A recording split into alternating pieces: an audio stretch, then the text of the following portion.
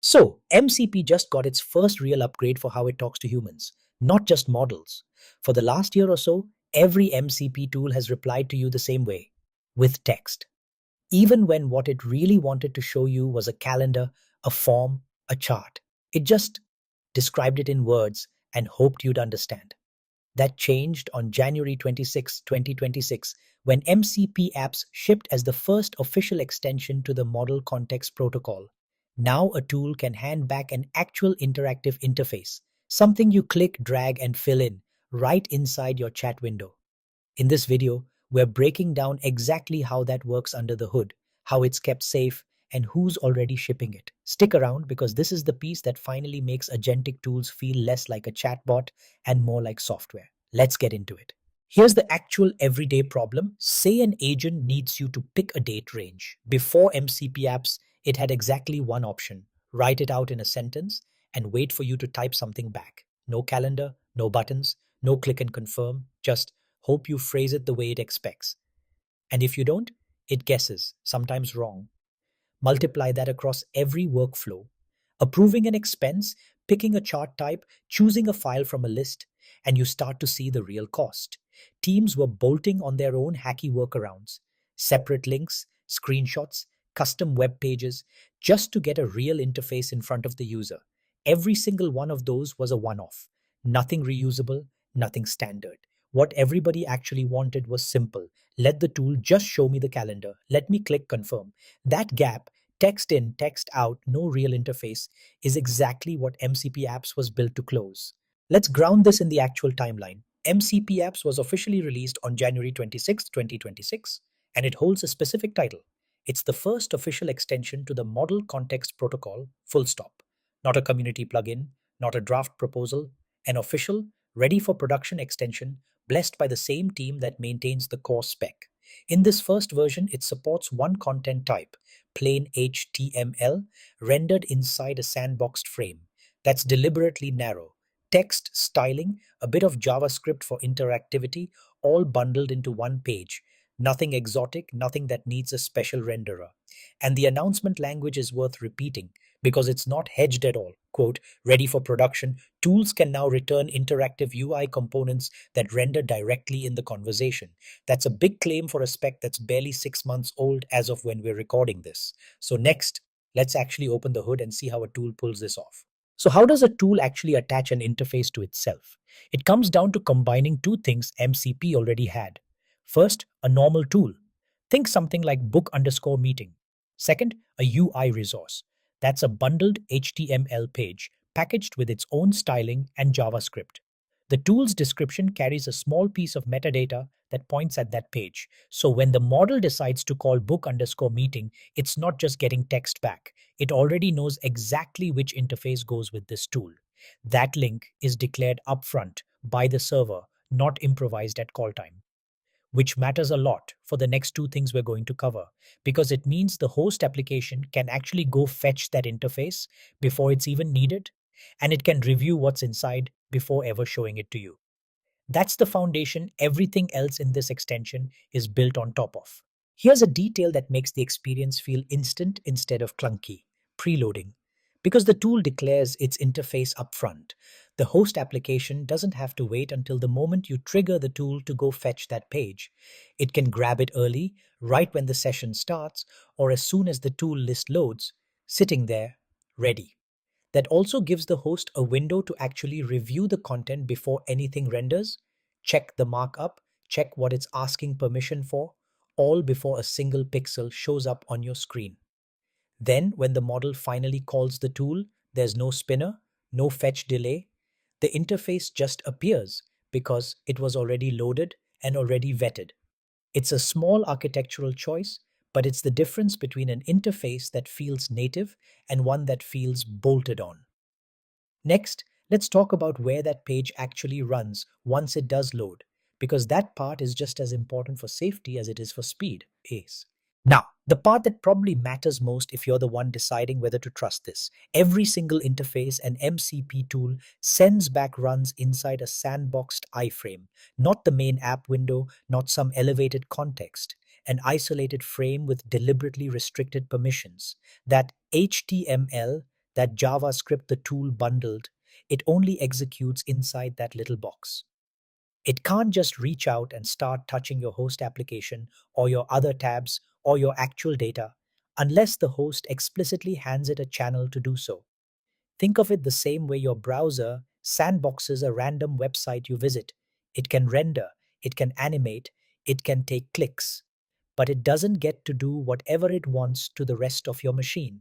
That boundary is exactly what makes it safe for a third party developer, someone you've never met, to ship an interface that runs directly inside your AI client. And that boundary is only half the security story. Let's look at how the UI actually talks back to the host without breaking that isolation.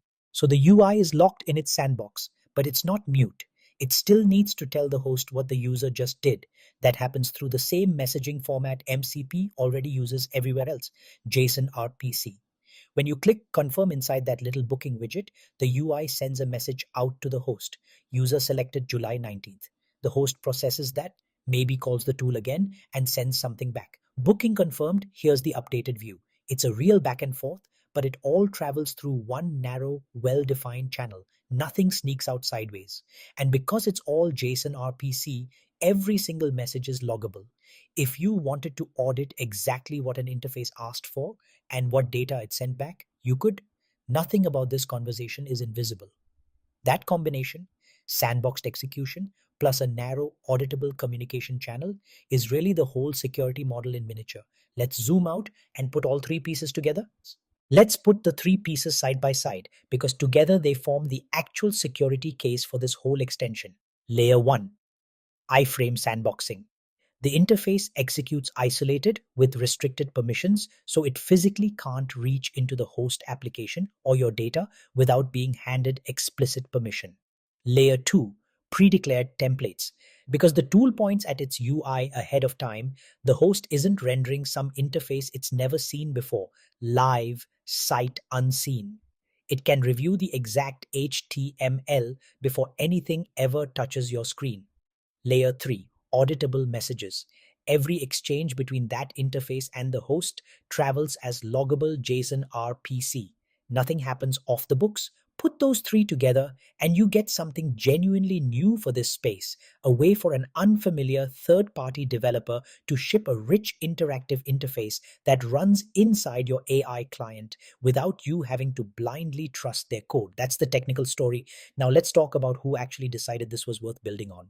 So this isn't a spec sitting on paper somewhere. Real clients picked it up immediately. Claude and Claude Desktop support it.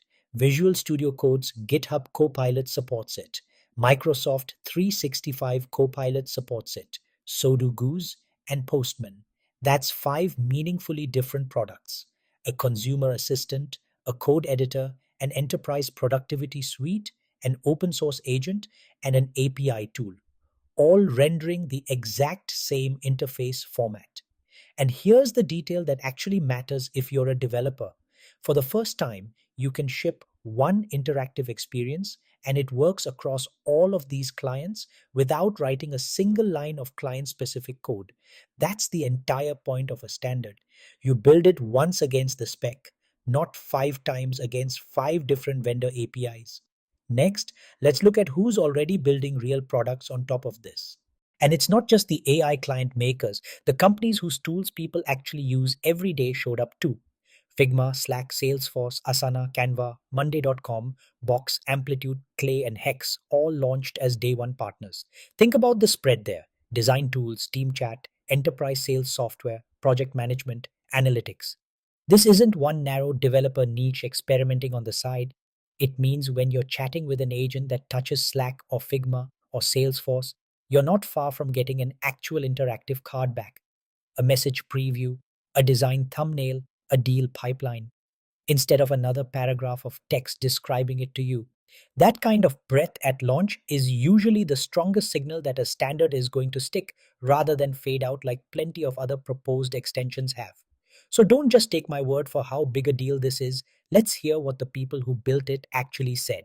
These aren't quotes I'm pulling from some random forum post. These are the people building the actual infrastructure. David Soryapara, who co-created MCP at Anthropic, put it simply, quote, I am excited about the possibilities MCP Apps opens up. I cannot wait to see what the community will build. Harold Kirschner, Principal Product Manager for Visual Studio Code at Microsoft, framed the actual problem it solves. Quote, the client can give you the right interaction without turning the conversation into a choose your own adventure prompt, which, honestly, is a pretty perfect description of what it felt like before this shipped. And Claire Ligori, Senior Principal Engineer at AWS, called out the real gap it closes between what agentic tools can technically provide and how people actually want to interact with them. Three different companies, three different angles. Anthropic building the spec, Microsoft building a client, Amazon building infrastructure around it, and they're all pointing at the same conclusion. So, what does this actually mean if you're the one building the next MCP tool? So let's bring it all the way back. For the whole life of MCP so far, a tool could only ever hand you back words. Now, with MCP apps, it can hand you back an actual interface, a calendar, a form, a dashboard, sandboxed, reviewed, and talking to the host through a clean, auditable channel. If you're building a tool today, the path is genuinely simple. Declare a UI resource, bundle your HTML, and it renders isolated and safe, already reviewed before it ever shows up on someone's screen. And because it's built on an open spec, you ship it once, and it works across Claude, VS Code, Microsoft 365 Copilot, Goose, Postman, and whatever client adopts the spec next. This is still early, 6 months old as I'm recording this, but with 10 major companies already shipping on it and every major client backing it, this is very clearly not a side experiment. If you want the next breakdown in this MCP series, subscribe and I'll catch you in the next one.